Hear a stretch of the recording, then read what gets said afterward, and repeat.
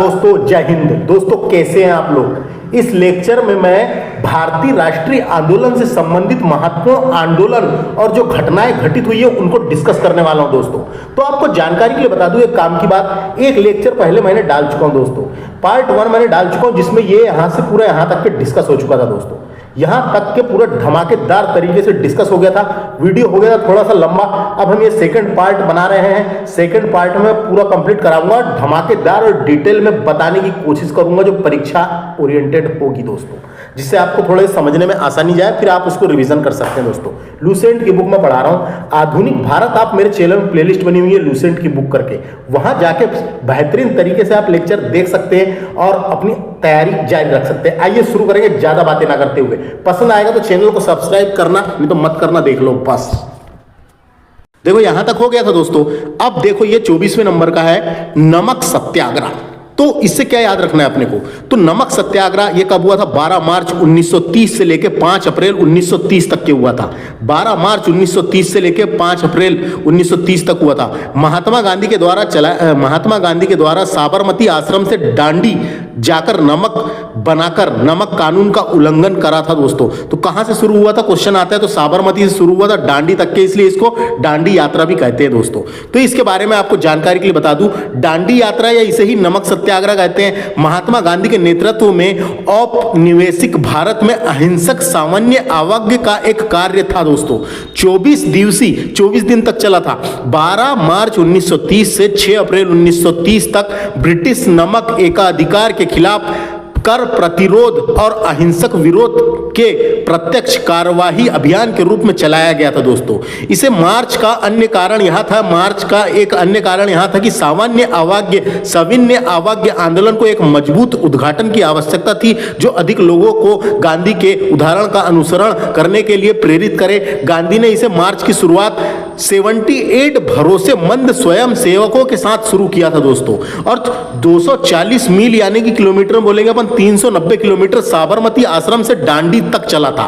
कहां से? साबरमती आश्रम से दांडी तक चला था, है ना। दांडी तक चला और फैला दोस्तों, जिसने उस समय गुजरात के राज्य नवसारी कहा जाता था, वहां पे रास्ते में भारतीयों की बढ़ती संख्या उनके साथ जुड़ती गई दोस्तों। गांधी जी 6 अप्रैल 1930 को सुबह 6:30 बजे ब्रिटिश राज्य नमक कानून को तोड़ा, ब्रिटिश राज्य के नमक कानून को तोड़ा, जो उनके लाखों भारतीयों द्वारा नमक कानून के खिलाफ बड़े पैमाने पर सविनय आवागमन के कृत्यों को जन्म दिया था दोस्तों।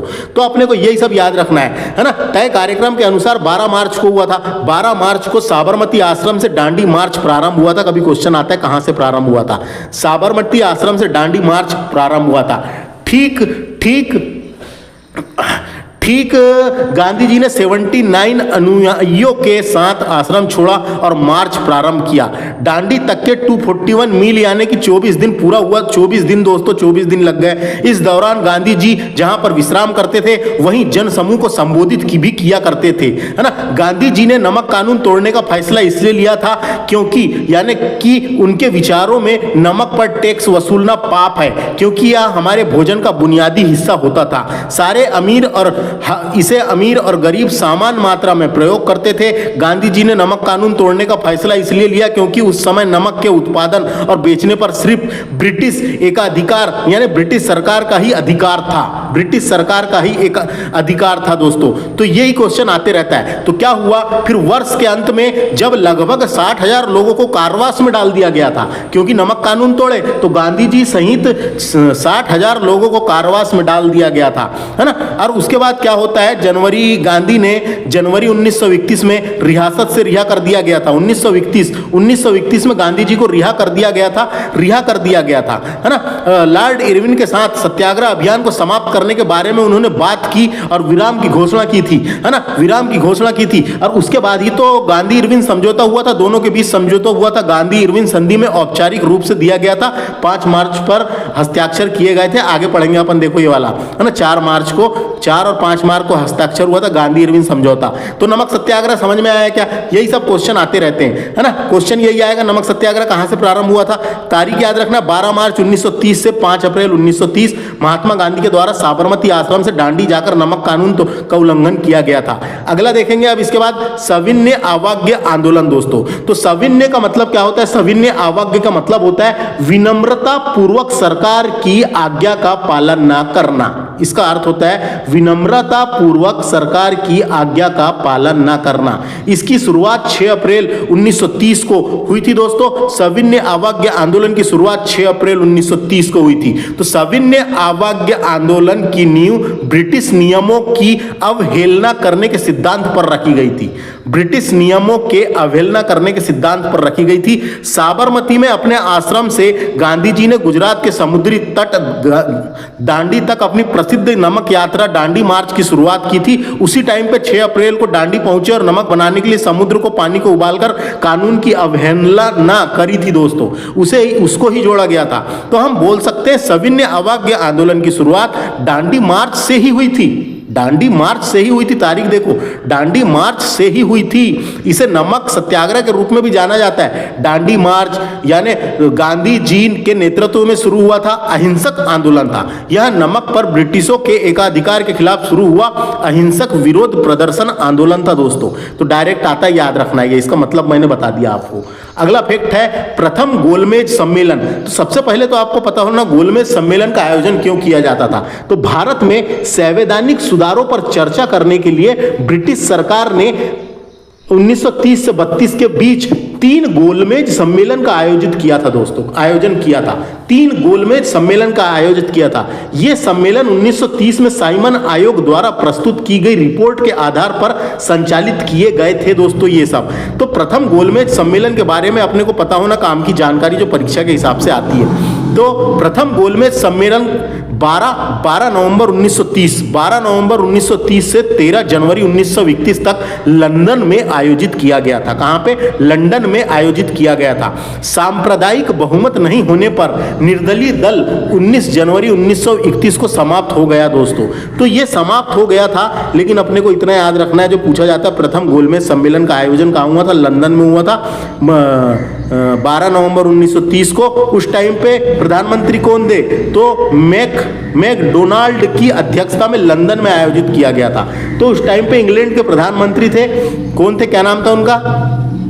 यही मैकडोनाल्ड की अध्यक्षता में आयोजित किया गया था दोस्तों, याद रखना है। और कभी पूछा जा सकता है तीनों गोलमेज सम्मेलन में किस किस ने भाग लिया था।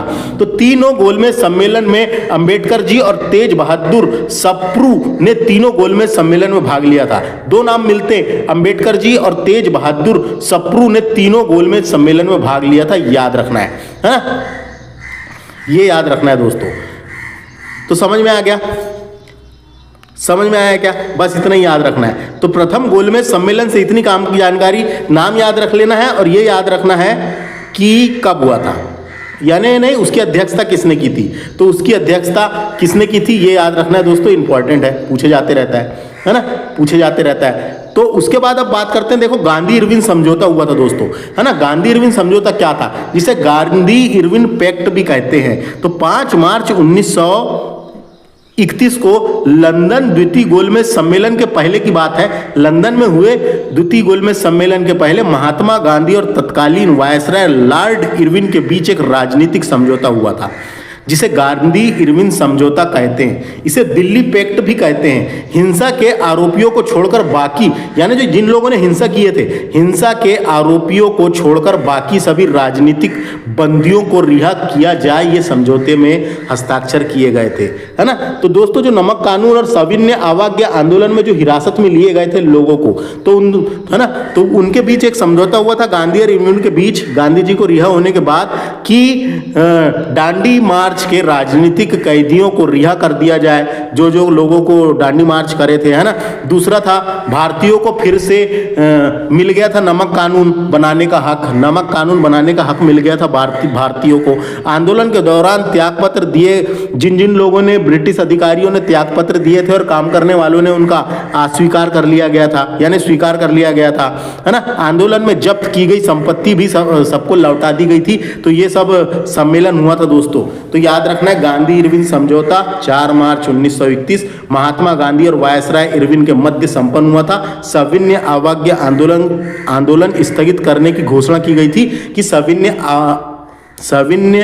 अवज्ञा आंदोलन हम स्थगित करते हैं, खत्म करते हैं। ये समझौता के बाद हुआ था दोस्तों, ये समझ में आया, ये समझौता हुआ था।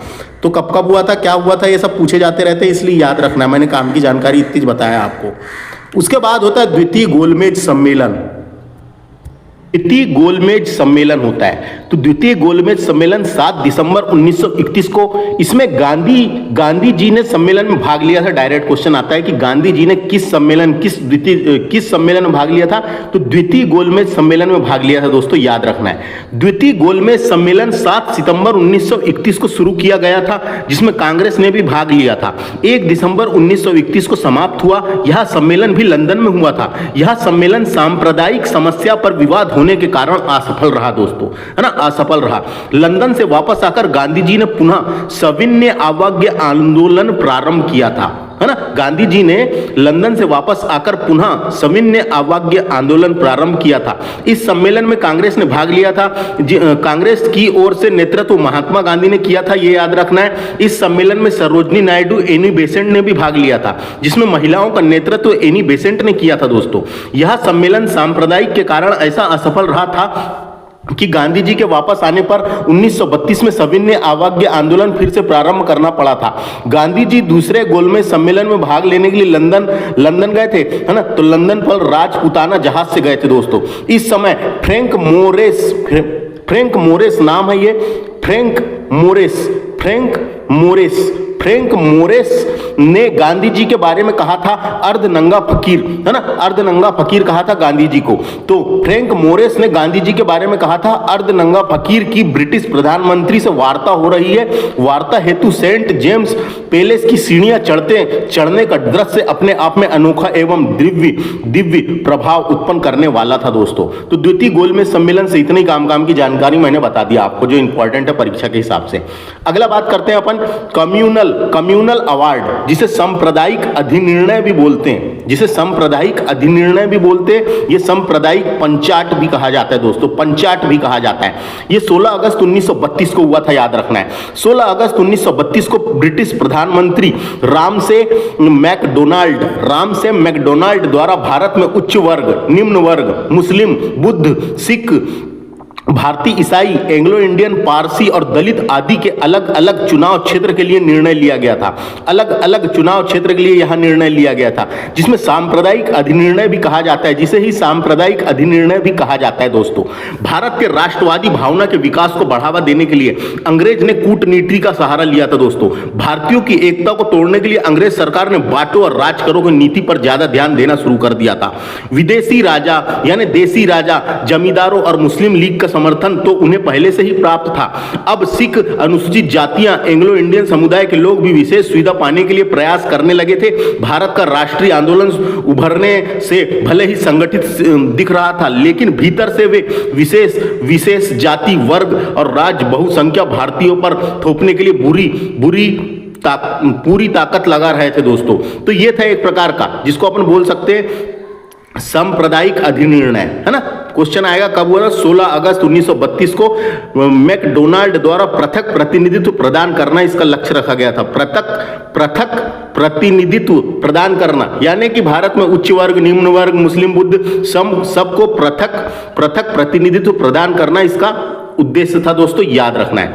उसके बाद फिर होता है दोस्तों, उसके बाद होता है पूना समझौता, जिसको क्या बोलते हैं, पुणे पैक्ट के नाम से भी जाना जाता है। पूना पैक्ट। ये जो पैक्ट था दोस्तों, ये येरवाधा सेंट्रल जेल में हुआ था। ये येरवाधा सेंट्रल जेल ये पुणे में था, यहां पे हुआ था दोस्तों। ये समझौता जो है 24 सितंबर 1932 को हुआ था। 24 सितंबर 1932 को हुआ था। गांधी जी और अंबेडकर के बीच हुआ था, याद रखना है। गांधी जी और अंबेडकर जी के बीच में हुआ था। गांधी जी और अंबेडकर जी के बीच में एक समझौता समझौता था, जिसमें सांप्रदायिक पंचाट में दलितों के लिए प्रांतीय विधानसभा में पृथक निर्वाचन प्रणाली को समाप्त कर उन्हें 71 के बदले 148 स्थान सुरक्षित किए गए थे। 71 के बदले 148 स्थान सुरक्षित किए गए थे। डायरेक्ट क्वेश्चन आता है कई बार ऐसा क्वेश्चन पूछेगा, पूना समझौता किस किस के बीच में हुआ था? तो डॉक्टर बाबा साहब अंबेडकर जी और महात्मा गांधी के बीच यह समझौता हुआ था। समझौते में दलित वर्ग के लिए पृथक निर्वाचन मंडल को त्याग दिया गया था, लेकिन दलित वर्ग के लिए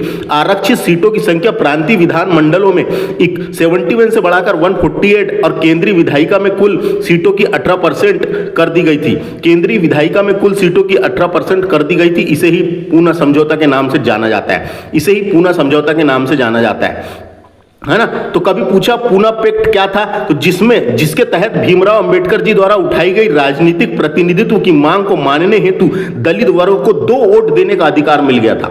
दलित वर्ग को 2 वोट देने का 2 वोट दे सकते 2 वोट देने का अधिकार मिल गया था। एक वोट से दलित अपना प्रतिनिधित्व चुनते थे तथा दूसरी वोट से सामान्य वर्ग का प्रतिनिधित्व चुनते थे। इस प्रकार दलित प्रतिनिधित्व केवल दलितों को ही वोट से चुना जाता था। दलित प्रतिनिधियों को केवल दलित की वोट से ही चुना जाता था। इसी को बोलते हैं पूना समझौता दोस्तों, इसी को बोलते हैं पूना समझौता। तो याले जेल में हुआ था, याले जेल में येरवादा सेंट्रल जेल जो पुणे में था वहां पे हुआ था। याद रखना ये पूछा जा सकता है। अगला होता है उसके बाद तृतीय गोलमेज सम्मेलन दोस्तों, है ना। तृतीय गोलमेज सम्मेलन इंपॉर्टेंट है। तृतीय गोलमेज सम्मेलन का आरंभ 17 नवंबर से 24 दिसंबर 1932 तक हुआ था। इस सम्मेलन में कांग्रेस ने भाग नहीं लिया था। डायरेक्ट क्वेश्चन आता है, इस सम्मेलन में कांग्रेस ने भाग नहीं लिया था। तीनों सम्मेलनों के दौरान इंग्लैंड के प्रधानमंत्री रेमजे मैकडोनाल्ड थे। याद रखना है, तीनों गोलमेज सम्मेलन के दौरान इंग्लैंड के प्रधानमंत्री रेमजे मैकडोनाल्ड थे। इस सम्मेलन के समय भारत के सचिव सैमुअल होरे थे। सम्मेलन में भाग लेने वाले सदस्यों की कुल संख्या 46 थी। इसमें उदारवादी नेता तेज बहादुर सप्रू, है ना, और दलित नेता डॉक्टर BR अंबेडकर शामिल हुए थे। तीनों गोलमेज सम्मेलन में भाग लेने वाले नेता का नाम आता है तो यही नाम पूछेगा। कभी पूछता है तीनों गोलमेज सम्मेलन में किन्ने भाग लिया था? तो तीनों गोलमेज सम्मेलन में भाग लेने वाले थे तेज बहादुर सप्रू और अंबेडकर जी, है ना। तीनों गोलमेज सम्मेलन में भाग लिए थे दोस्तों। इस गोलमेज सम्मेलन के परिणाम यह देखने को मिला कि श्वेत पत्र जारी किया गया था। लॉर्ड लन लिथगो समिति बनाई गई थी, जिसकी अनुशंसा पर भारत सरकार अधिनियम 1935 लाया गया था। इसके बाद ही लॉर्ड लिन लिथगो समिति बनाई गई थी, जिसकी अनुशंसा पर भारत सरकार अधिनियम 1935 लाया गया था। इतना याद रखना इससे। अगला फैक्ट है इसके बाद, अगला है कांग्रेस सोशलिस्ट पार्टी का गठन हुआ था दोस्तों। तो जिसको हिंदी में बोलेंगे कांग्रेस समाजवादी दल।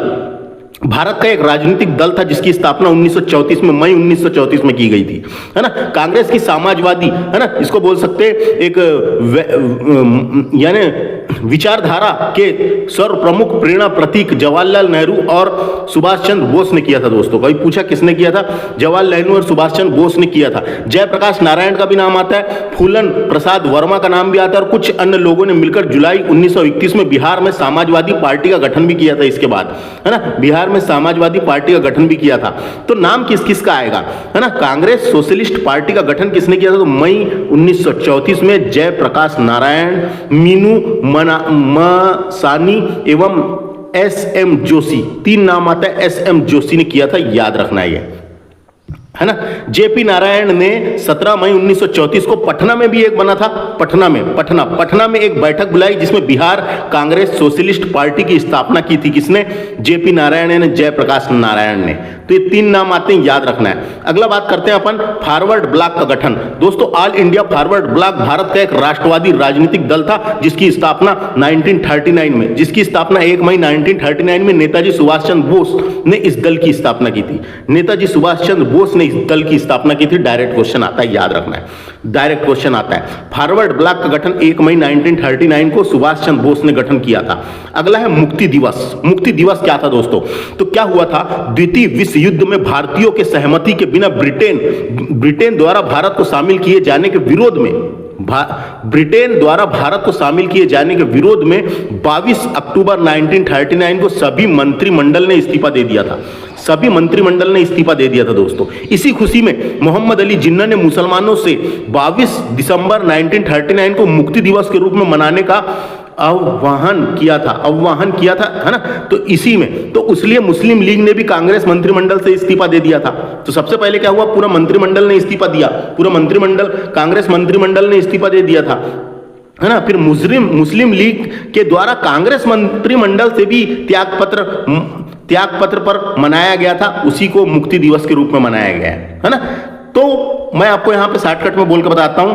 द्वितीय विश्व युद्ध में भारतीयों की सहमति के बिना ब्रिटेन द्वारा भारत को शामिल किए जाने के विरोध में 22 अक्टूबर 1939 को सभी मंत्रिमंडलों ने इस्तीफा दे दिया था। इसी खुशी में मोहम्मद अली जिन्ना ने मुसलमानों से 22 दिसंबर 1939 को मुक्ति दिवस के रूप में मनाने का अवहेलना करी, यानी आह्वान किया दोस्तों, आह्वान किया। तो इसको याद रखना है आपको।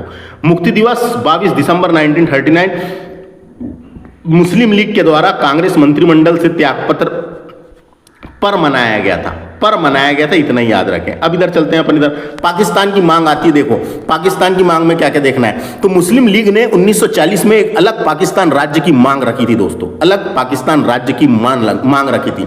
पाकिस्तान बनने की कड़ी में एक अहम पड़ाव तब आया जब 23 मार्च 1940 को आया था। इस दिन मुस्लिम लीग ने लाहौर में एक प्रस्ताव रखा, जिसके बाद पाकिस्तान प्रस्ताव के नाम से भी जाना जाता है। तो 24 मई या 23 मई, 24 मई नहीं है, मार्च है, 23 या 24 मार्च 1940 को मुस्लिम लीग ने लाहौर अधिवेशन में यह प्रस्ताव रखा था। मुस्लिम लीग ने लाहौर अधिवेशन में यह प्रस्ताव रखा था। क्यों रखा था? तो 1940 तक की लीग ने नए मुस्लिम राष्ट्र के गठन का आह्वान नहीं किया था दोस्तों, उसके पहले नहीं कहा था, है ना। उसके बाद मुस्लिम लीग को डर था कि स्वतंत्र भारत में हिंदुओं का वर्चस्व ज्यादा होगा और हमारा नहीं होगा, इसलिए उन्होंने इसकी मांग रखी, इसकी पाकिस्तान की मांग रखी दोस्तों, है ना। तो पूछा जा सकता है मुस्लिम लीग ने कौन से अधिवेशन में, लाहौर अधिवेशन में पाकिस्तान की मांग रखी थी, याद रखना है। बात करते हैं नेक्स्ट अगस्त प्रस्ताव की। तो अगस्त प्रस्ताव जो था ये 8 अगस्त 1940 को वायसराय लॉर्ड लिनलिथगो द्वारा अगस्त प्रस्ताव पेश किया गया था। अगस्त प्रस्ताव पेश किया गया था, देखो यहां पे लिखा हुआ है, वायसराय लॉर्ड लिनलिथगो के द्वारा 8 अगस्त 1940 को अगस्त प्रस्ताव पेश किया गया था, जिसमें मुसलमानों के हितों का उल्लेख किया गया था। यह बताया गया था कि बिना अल्पसंख्यकों की स्वीकृति के सरकार कोई भी संवैधानिक परिवर्तन लागू नहीं कर सकती। तब कांग्रेस ने इसका विरोध किया था। इस प्रस्ताव मुस्लिम लीग ने ऐसा हथियार साबित हुआ था कि जिसके बल पर वहां अपनी सभी मांगे पूरी करवा सकती थी, है ना, पूरी करवा सकती थी। इसी का परिणाम देखने को मिला हमको कि 1942 में क्रिप्स मिशन आया, 1945 में वेवेल योजना आई, है ना, और 1947 में भारत और पाकिस्तान विभाजन हो गया दोस्तों। सांप्रदायिक के दुखद अंत को दर्शाता है और विभाजन हो गया दोस्तों, है ना। तो यह अगस्त प्रस्ताव। तो द्वितीय विश्व युद्ध में जर्मनी की असाधारण सफलता और फ्रांस, हॉलैंड और बेल्जियम के पतन के पश्चात ब्रिटेन की स्थिति अत्यंत नाजुक हो गई थी। ब्रिटेन की स्थिति अत्यंत नाजुक हो गई थी। उन उपस्थितियों में भारतीयों का सहयोग पाने के लिए ब्रिटिश ने समझौतावादी दृष्टिकोण को नीति अपनाई और 8 अगस्त 1940 को वायसराय लिनलिथगो ने भारतीयों के लिए एक घोषणा की थी, उसे ही अगस्त प्रस्ताव के नाम से जाना जाता है। उसे ही अगस्त प्रस्ताव के रूप में जाना जाता है। अगस्त प्रस्ताव पूछेगा, वायसराय लिनलिथगो याद रखना है। अगला क्रिप्स मिशन का प्रस्ताव आया दोस्तों। तो क्रिप्स मिशन, ब्रिटिश सरकार ने द्वितीय विश्व युद्ध में ब्रिटिश युद्ध प्रयासों के लिए भारतीय सहयोग प्राप्त करने हेतु मार्च 1942 में भारत भेजा था।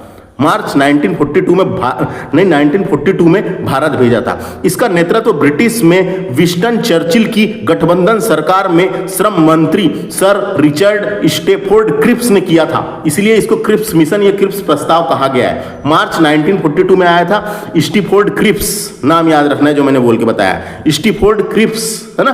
क्या था मैंने बता दिया, ये इसका उद्देश्य क्या था। तो क्रिप्स मिशन को ब्रिटिश सरकार ने द्वितीय विश्व युद्ध में ब्रिटिश युद्ध प्रयासों के लिए भारतीय सहयोग प्राप्त करने हेतु मार्च 1942 में भारत भेजा था। इसका नेतृत्व ब्रिटिश में विंस्टन चर्चिल की गठबंधन सरकार में श्रम मंत्री सर रिचर्ड स्टेफोर्ड क्रिप्स ने किया था, ये याद रखना है।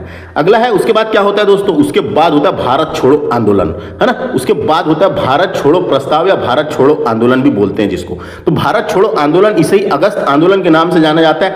8 अगस्त 1942 को भारतीय राष्ट्रीय कांग्रेस के द्वारा शुरू किया गया एक अभियान अभियान था, है ना। कांग्रेस समिति ने ब्रिटिश शासन के पूर्ण स्वतंत्रता मांग करते होते यह प्रस्ताव पारित किया था कि पूर्ण स्वतंत्रता चाहिए हमको, जिसके कारण सविनय अवांग आंदोलन की शुरुआत भी हुई थी। यह प्रस्ताव मूल रूप से महात्मा गांधी द्वारा पेश किया गया था, है ना। किसके द्वारा? महात्मा गांधी के द्वारा पेश किया गया था, याद रखना है, महात्मा गांधी के द्वारा पेश किया गया था, है ना। जिसमें दृढ़ लेकिन निष्क्रिय प्रतिरोध का आह्वान किया गया था, उसे निश्चितता को दर्शाया था और गांधी जी ने आंदोलन को देखा था, है ना। इसका वाक्यांश इसी टाइम पे, भारत छोड़ो आंदोलन के टाइम पे ही महात्मा गांधी ने एक नारा दिया था, करो या मरो, है ना। करो या मरो, यह संदेश दिया, करो या मरो। स्वतंत्र होना है तो प्रयास करने के लिए मर जाओ या स्वतंत्र हो जाओ, है ना। तो करो या मरो का नारा दिया था। उन्होंने अपने समर्थकों को कहा था कि ब्रिटेन को भारत छोड़ना होगा, ब्रिटेन को भारत छोड़ना होगा। इस आंदोलन का नाम रखा था, है ना, नाम रखा था। इसका उद्देश्य जनता को ब्रिटिश शासन के खिलाफ अधिक मुखर रूप अपनाने के लिए एकजुट करना था। भले ही इसका मतलब उनका अंत था, इनका ब्रिटिशों का अंत था। बस इतना ही याद रखना है, इतना ही याद रखना है। भारत छोड़ो आंदोलन, है ना, 8 अगस्त, ये महात्मा गांधी के नेतृत्व में करो या मरो का नारा दिया था। उसके बाद होता है दोस्तों, क्या होता है उसके बाद? शिमला समझौता होता है, शिमला सम्मेलन होता है, शिमला सम्मेलन। तो शिमला सम्मेलन दोस्तों पूछा जाता है, शिमला सम्मेलन ये 25 जून 1945 को हुआ था, शिमला सम्मेलन, है ना। शिमला में होने वाला एक सर्वदलीय सम्मेलन था दोस्तों, है ना, सर्वदलीय सम्मेलन, यानी सब राजनीतिकों ने भाग लिया था इसमें, जिसमें कुल 22 प्रतिनिधियों ने हिस्सा लिया था। इस सम्मेलन में भाग लेने वाले प्रमुख नेता थे जवाहरलाल नेहरू, मोहम्मद अली जिन्ना, इस्मिल्ला खां, सरदार वल्लभ भाई पटेल, अब्दुल कलाम आजाद, अब्दुल गफ्फार खां, तारा सिंह आदि थे दोस्तों। ब्रिटिश सरकार की प्रमुख राष्ट्रीय पार्टियों में से मुस्लिम लीग की जिद के कारण यह सम्मेलन असफल रहा दोस्तों, है ना, असफल रहा। क्या हुआ था? ब्रिटिश सरकार की राजनीतिक पार्टियों में एक मुस्लिम लीग की जिद के कारण यह सम्मेलन असफल रहा। तो देखो यहाँ पे लिखा हुआ है शिमला सम्मेलन कब हुआ था। तो क्या था समझ में आ गया? बताया 1945 में भारत के वायसराय वेवेल, भारत के वायसराय थे उस टाइम पे वेवेल और ब्रिटिश सरकार के प्रमुख राजनीतिक नेताओं के बीच एक बैठक हुई थी, उसे ही शिमला सम्मेलन कहा जाता है दोस्तों, उसे ही शिमला सम्मेलन कहा जाता है। इतना ही याद रखना है इससे, जो मैंने बता दिया आपको। उसके बाद क्या होता है दोस्तों? एक विद्रोह होता है जिसका नाम था नौसेना का विद्रोह। एक नौसेना का विद्रोह हुआ दोस्तों, क्या था ये बता देता हूं मैं आपको बोल के। क्या हुआ था? 18 फरवरी 1946 को NS तलवार नामक जहाज, ये देखो यहां पे लिखा हुआ है HMIS तलवार, एक जहाज का नाम था ये, है ना। तो NS तलवार नामक एक जहाज के कर्मचारियों ने ब्रिटिश सरकार के समक्ष खराब खाना मिलने की शिकायत की। खराब खाना दे रहे हो बोले आप, खराब खाना मिलने की शिकायत की। इस पर ब्रिटिश अधिकारियों का जवाब था कि भिखमंगों को चुनने की छूट नहीं हो सकती, भिखमंगों को चुनने की छूट नहीं हो सकती। तो नौसेना कर्मचारियों ने सरकार की इस विभेदात्मक नीति के खिलाफ विद्रोह कर दिया था, विभेदात्मक नीति के खिलाफ विद्रोह कर दिया था। इसे ही नौसेना का विद्रोह कहते हैं दोस्तों। भारत की आजादी के ठीक पहले मुंबई में रॉयल इंडियन नेवी के सैनिकों द्वारा पहले से पूर्ण हड़ताल की गई थी। इसके बाद खुला विद्रोह भी हुआ था, जल सेना का विद्रोह, जिसे मुंबई विद्रोह के नाम से भी जाना जाता है। तो वही मैंने बताया, ऐसा हुआ था, है ना, ऐसा ये हुआ था दोस्तों। तो इस विद्रोह का नेतृत्व किसने किया था? तो MS खान ने इसका नेतृत्व किया था, है ना। MS खान ने नेतृत्व किया था। नौसेना केंद्रीय हड़ताल समिति का गठन भी किया गया था। बंबई में शुरू हुआ यह यानी देश भर में मद्रास और कराची तक फैल गया दोस्तों। उसके बाद तो समझ में आ गया, ऐसा करके एक नौसेना का विद्रोह भी हुआ, इसको याद रखना है, ये पूछा जा सकता है। अगला है, उसके बाद क्या होता है दोस्तों? उसके बाद क्या होता है? प्रधानमंत्री एटली की घोषणा। प्रधानमंत्री जो एटली था उसने एक घोषणा किया दोस्तों, उसने एक घोषणा क्या किया, है ना, 1947 में ब्रिटिश यानी एटली था दोस्तों, एटली, ब्रिटिश प्रधानमंत्री एटली, है ना, एटली। तो एटली का घोषणा पत्र कब घोषणा किया था उसने? 15 मार्च 1946 को, 15 मार्च 1946 को उसने एक घोषणा किया कि भारत को स्वतंत्रता करने का आश्वासन दिया था उसने, कि भारत को हम स्वतंत्र करने का आश्वासन देता हूं मैं तुमको। तो एलन ने देश की आजादी तक के क्या क्या घोषणा करी थी? तो 20 फरवरी 1947 को ब्रिटिश PM इटली ने भारत को आज़ादी देने का ऐलान कर दिया था दोस्तों। भारत को आज़ादी देने का ऐलान किया था। उनकी घोषणा में 6 महीने बाद 15 अगस्त देश आज़ाद हुआ और पाकिस्तान नया देश बना 14 अगस्त को। तो उनने आश्वासन दिए थे। तो ये कभी पूछा जा सकता है कि सबसे पहले याली घोषणा कब किए थे करके, तो 15 मार्च 1946 को घोषणा किए थे, याद रखना है। 15 मार्च 1946 को ये घोषणा किए थे और भारत को स्वतंत्र करने का आश्वासन दिए थे। किसने? ब्रिटिश प्रधानमंत्री इटली। भारत को आज़ादी देने का ऐलान किया था उन्होंने। इटली ने अपने ऐलान में कहा था कि 30 जून 1948 से पहले भारत को आज़ाद कर दिया जाएगा। 3 जून 1947 को तय हुआ था कि 15 अगस्त 1947 को भारत को आज़ादी दे दी जाएगी। इस दिन यह भी तय हुआ था कि आज़ादी के साथ भारत और पाकिस्तान 2 रूप में हिस्सों में बांट दिया जाएगा और 2 देश बनेंगे और आज़ादी दे दी जाएगी। ये प्रधानमंत्री इटली की घोषणा थी, है ना। इटली की घोषणा थी। ये तारीख याद रखना है और ये बस याद। फिर उसके बाद क्या होता है? उसके बाद क्या हुआ? Cabinet mission. इटली सरकार के टाइम पे कैबिनेट मिशन भारत आया दोस्तों। कैबिनेट मिशन का आगमन होता है ना। तो कैबिनेट मिशन इटली सरकार का, जिसे ब्रिटिश प्रधानमंत्री द्वारा भेजा गया एक उच्च स्तरीय मिशन था, जो 24 मार्च 1946 को भारत आया था। 24 मार्च 1946 को भारत आया था दोस्तों। इस मिशन में 3 ब्रिटिश कैबिनेट सदस्य थे। एक का नाम था पेंथिक लॉरेंस, दूसरे का नाम था स्टेफोर्ड क्रिप्स और तीसरे का नाम था ए.वी. अलेक्जेंडर। भारत का आगमन होता है दोस्तों, है ना। कैबिनेट मिशन योजना का प्रकाशन, उसके बाद देखो योजना आई, आगमन हुआ, उसका प्रकाशन भी हुआ था। तो उसका प्रकाशन 16 मई 1946 को हुआ था। 16 मई 1946 को हुआ था, है ना। तो भारत की एकता की इच्छा का प्रतीक कैबिनेट मिशन है। अगर पूछा भारत की एकता की इच्छा का प्रतीक कैबिनेट मिशन है, जो 24 मार्च 1946 को नई दिल्ली पहुंचा, जिसे ब्रिटिश सरकार ने भेजा था। इसका विषय स्वतंत्रता के बाद भारत का गठन करना था। तो इसी के वजह से फिर संविधान सभा का गठन होता है दोस्तों। संविधान सभा का गठन कैबिनेट मिशन की सिफारिशों पर किया गया था। 1946 में भारत आया था। कभी पूछा संविधान सभा का गठन किसकी सिफारिश पर? कैबिनेट मिशन की सिफारिश पर किया गया था। 1946 में भारत आया था, याद रखना है। तो यही चीज यहाँ पे लिखी हुई है, बस यही चीज यहाँ पे लिखी हुई है। उसके बाद अगला है अप्रत्यक्ष कार्यवाही दिवस। तो ये 16 अगस्त 1946 को अप्रत्यक्ष कार्यवाही दिवस मुस्लिम लीग के द्वारा हुआ था दोस्तों। तो अंग्रेजों ने भारतीय उपमहाद्वीप से चले जाने के बाद मुस्लिम लीग काउंसिल को 16 अगस्त 1946 को अप्रत्यक्ष कार्यवाही दिवस के रूप में घोषित कर दिया गया था। अप्रत्यक्ष कार्यवाही दिवस के रूप में घोषित कर दिया गया था ताकि अलग मुस्लिम देश के लिए उनकी मांग बनी रहे। तो ये डायरेक्ट क्वेश्चन आता है, याद रखना है। अप्रत्यक्ष कार्यवाही दिवस 16 अगस्त 1946 को मुस्लिम लीग के द्वारा। तो क्या बताया मैंने? कभी क्वेश्चन पूछा अप्रत्यक्ष कार्यवाही दिवस कब? तो 16 अगस्त 1946 को अंग्रेज के भारतीय उपमहाद्वीप से चले जाने के बाद मुस्लिम लीग काउंसिल को 16 अगस्त 1946 को प्रत्यक्ष कार्यवाही दिवस के रूप में घोषित किया गया था ताकि अलग मुस्लिम देश की उनकी मांग बनी रहे, याद रखना है। उसके बाद अंतरिम सरकार की स्थापना होती है दोस्तों। तो कब होती है ये? 25 अगस्त 1946। अगस्त के बाद ये सितंबर, देखो इसकी तारीख कई जगह ये मिलती है अगस्त। 25 अगस्त 1946। 25 अगस्त 1946 को पहली अंतरिम सरकार की घोषणा की गई थी। और 2 सितंबर 1946 को एक ब्रिटिश उपनिवेश में एक स्वतंत्र गणराज्य में देश संक्रमण की निगरानी में भारत की अंतरिम सरकार का गठन किया गया था और नेहरू प्रधानमंत्री बने थे दोस्तों। तो अपना देश आजाद होने के पहले एक अंतरिम सरकार बनाना था, है ना।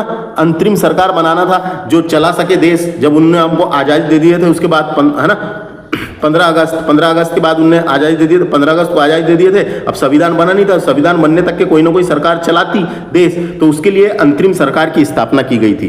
तो 25 अगस्त 1946 को पहली अंतरिम सरकार की घोषणा की गई थी और 2 सितंबर 1946 को एक ब्रिटिश उपनिवेश में एक स्वतंत्र गणराज्य देश में संक्रमण की निगरानी के लिए भारत की अंतरिम सरकार का गठन किया गया था, जिसके नेहरू प्रधानमंत्री बने थे। ये याद रखना है ना, ये याद रखना है। भारत की अंतरिम सरकार, जिसे भारत की अंतिम सरकार के रूप में भी जाना जाता है, 2 सितंबर 1946 को भारत की नवनिर्वाचित संविधान सभा में गठित की गई थी। इसका काम ब्रिटिश भारत को स्वतंत्रता दिलाने में सहायता करना था, है ना, सहायता करना था। ये समझ में आ गया।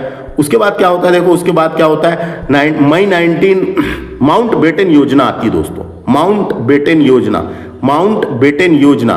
तो माउंटबेटन भारत के अंतिम वायसराय भी थे दोस्तों, ये भारत के अंतिम वायसराय भी थे। इन्होंने 3 जून 1946 को भारत स्वतंत्रता अधिनियम 1947 के नाम से योजना जारी करी, है ना। भारत स्वतंत्रता अधिनियम 1947 के नाम से एक योजना जारी करी दोस्तों। तो माउंटबेटन योजना 3 जून 1946 को आई थी, याद रखना है। वायसराय माउंटबेटन ने भारत विभाजन की योजना रखी थी।